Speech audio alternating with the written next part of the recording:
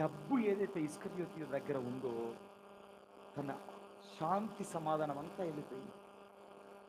ఆఖరికి ఆ ఇస్కరియోతు యూద ఉరి పెట్టుకొని, ఆ ఉరి పెట్టుకుంటే కూడా కొమ్మ ఇరిగిపోయిందంట.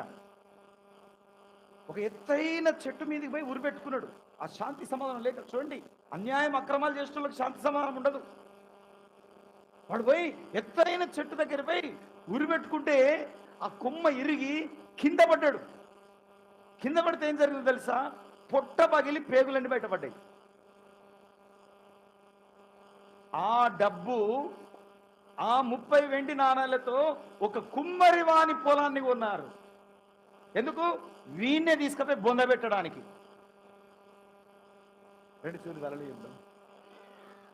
ఎందుకు కొన్నారంట పొలాన్ని? ఆ మోసము చేత సంపాదించిన డబ్బు ఏమైంది?